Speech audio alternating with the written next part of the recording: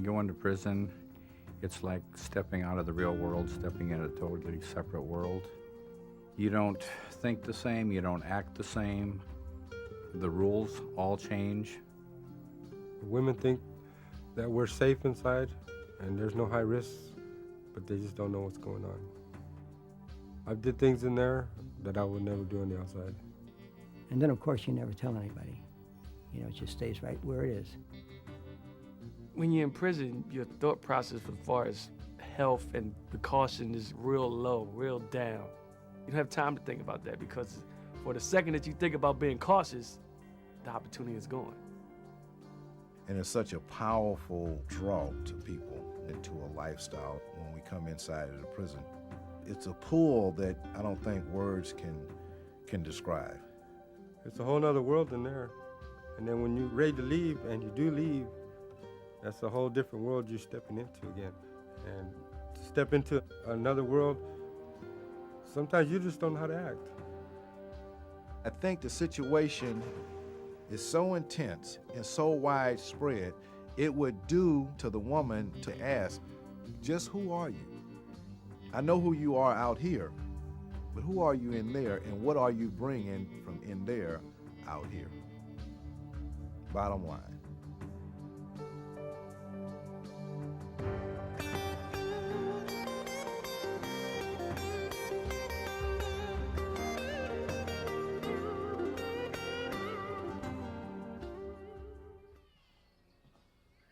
I guess the part that I really realized is that even for me to like know him, love him, and to be a good partner to him, I had to come to understand the impact of that time on his life.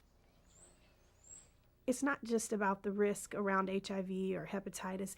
It's also around like just understanding the scars that are inside this other person and figuring out who are we supposed to be to each other in relationship to what has happened.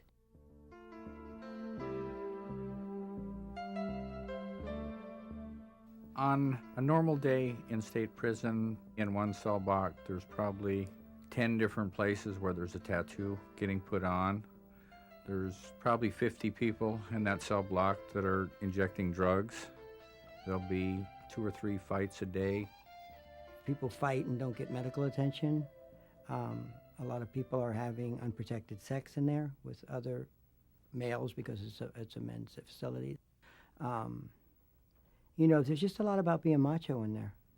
Hell, I was a drug addict in prison. You know, my day consisted of getting up, trying to find and figure out where the drugs were. And I put myself at risk just as much as the person participated in sex, maybe even more, because I've shot and dope with needles in prison that had been used by the whole damn tier. When a person is sick, and I'm defining sick is when you have withdrawals from not actually having the drugs. And you start shaking, you get the cramping in your stomach, and you're sweating, you can't think right, you don't want to eat. And all of a sudden you score some drugs. What do you think the drug addict who's sick and going through all them convulsions and spitting up, what are you going to choose? He's going to choose that dirty needle. He may stop for a second and say, oh, let me clean it. But what are you going to clean it with? You can't get bleach in prison.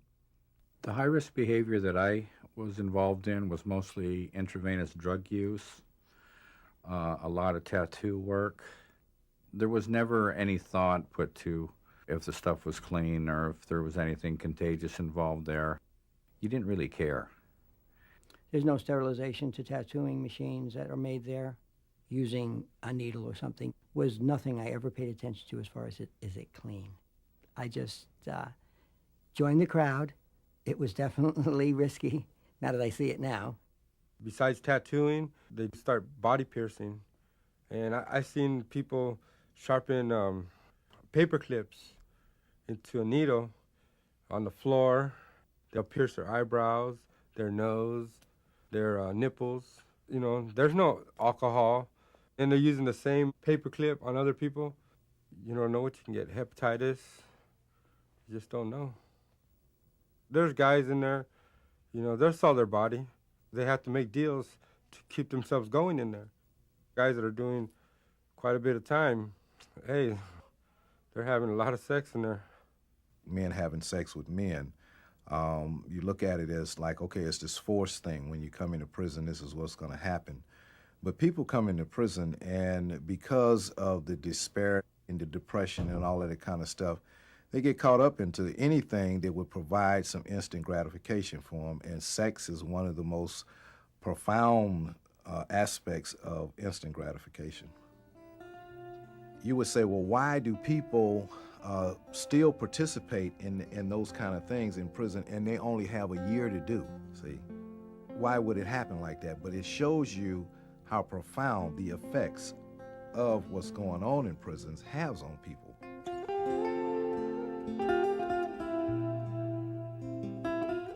When you're visiting someone, you're not talking about the serious things because you just want things to go smooth. I used to always beat around the bush, so to speak, and say, well, so-and-so just got diagnosed with HIV. So-and-so just passed away of AIDS, and he would not say anything. You would know that he was uncomfortable with it. You just want to be able to have a nice, pleasant visit. And then I think the visitors, because of this, like, oh, this poor person in prison, I don't want to really bring up anything. So people sit in visiting rooms, and especially the men, and we'll talk about things like, okay, the weather, the kids, and not really being able to talk about what's really going on with us. And then over years, what happens is gradually and incrementally, we get comfortable with that. We get comfortable with one of the most profound coping mechanisms that man has ever seen, called denial. In order to live that lifestyle, and in order to deal with having someone on the inside, you have to keep yourself in a state of denial.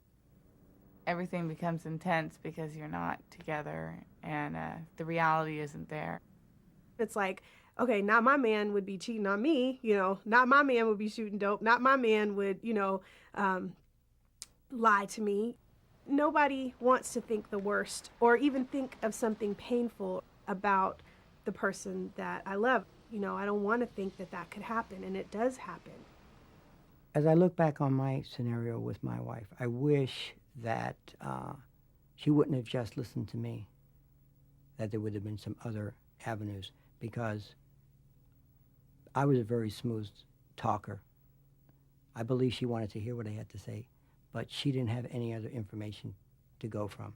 I have never myself or heard anybody else talk about using condoms or anything when they're talking to their significant other or girlfriend during a visit. And I don't think they talk much about it when they get out either.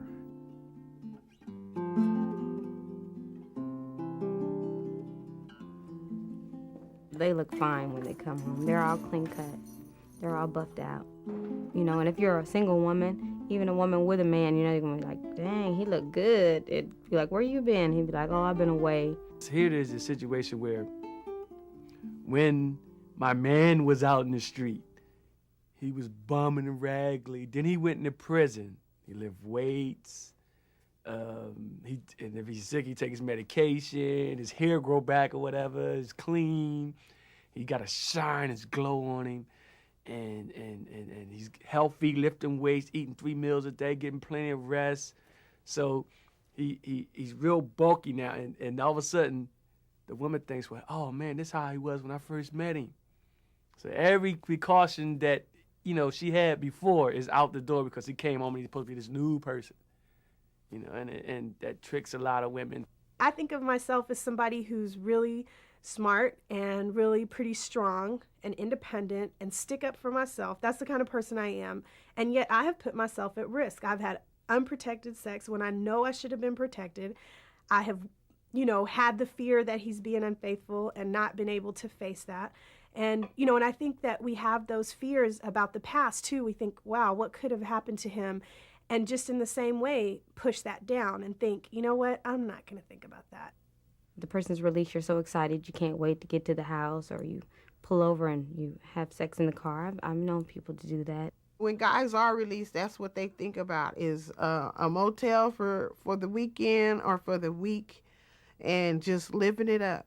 But we never have that bag of condoms that we need, and we don't use them because, oh, he doesn't have anything. Look at him. Look how good he looks. You don't know when you get out if you've caught anything while you're in there, because they only give you a physical when you come in. They don't give you one before you go out. So if you've been there for an extended period of time, you might have come in healthy and think that you're leaving the same way when in fact you may not be. You have to ask yourself, how do you know the people who have AIDS? Do you smell they got AIDS? Or, how do you know? You don't. There's no way. I have a disease, so they say. I have hepatitis C, which comes from what my doctor tells me is probably needle sharing. I'm currently reactive to Hep C. I don't have any symptoms or anything. I haven't done anything high risk in the last 9 years. So I know that I either got it from my drug use or my tattoo work or something like that in my earlier incarceration. Once I wanted to live right and basically live a normal life and have a job and raise a family and be with a girl, I found out I got HIV and AIDS.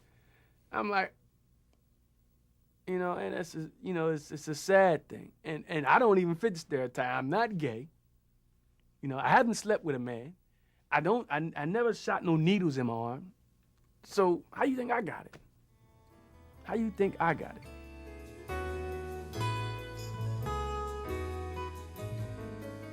The first step is really within ourselves as women to get comfortable, to get real, to get honest, to admit what's really going on.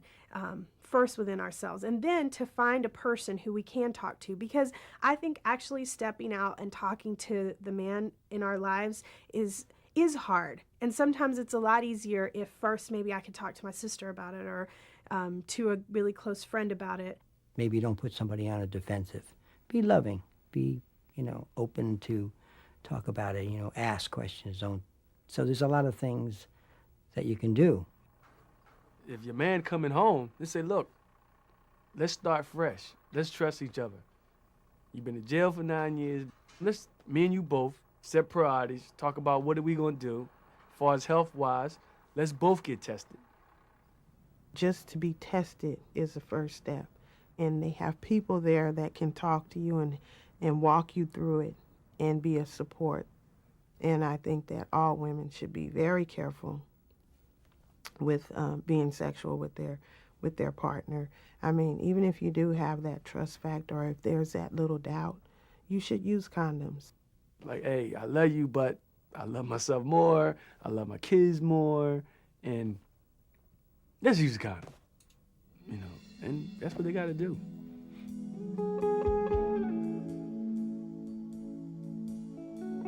I have a daughter. And one day when I leave this earth or whatever, I don't want my daughter to come into a contact with a person who I was in the beginning, or a person who could be that manipulative person, or a person who do have AIDS, don't even want to tell nobody because he think it's macho to keep it secret. I don't want my sister, anybody, any female, to go through that. So I do take it personally. I know what I want to do with my daughter. And she's very beautiful, and I just don't want her to get caught up with, this guy coming out with the line, because they got a lot of lines out there for you. And I just want to teach her, and I need to be careful, because if I die, then, where are they going to go? Who's going to take care of them? Nobody's going to take care of your own family like you can. We haven't seen the wave of orphans that HIV is going to leave yet, especially coming from the population that at this particular time has been more affected by the HIV virus, and that substance users and people involved in the criminal justice system. So I would say to women to look in the mirror and ask themselves, do I love myself? And if a woman loves herself, to go on and ask the question, what am I doing? How am I impacting my life? How am I impacting my children's life and the broader society? You have to be willing to make the changes within yourself. There's always pain when you make changes, but the gifts on the other side are incredible. The first thing is to find out about your health and then plan your future. I think there's life after prison. It can be really good, I really, really have a feeling inside that I want to be part of what I missed. And I know the only way I can do that is by, living my truth the best way I can. It's almost like, here we are again, let's do it right this time. Let's make it right, let's start from square one. We're looking to have a long, prosperous, healthy life together because we did what was important and the hard stuff in the beginning, because life is precious, and I don't want to miss it, In this situation, I think it takes two whole people to come together to really be able to discuss those issues. So I need to bring all of me to the relationship. You need to bring all of you to the relationship, and then together we can sit down, and it's both of our responsibility to go over this stuff, to communicate around this stuff. And the number one thing is to be honest about it. And what it's all about is taking care of yourself, taking care of your partner, taking care of your family, and working together. There'll be difficult times, there'll be ups and downs, but you can do it. Just set your goals and go for it. When I see a healthy couple in a park or somewhere, or even at dinner or something like that, I think to myself, it's like the information is out there. People are taking responsibility for their actions, and the result is like they're happy. Yeah, they're happy.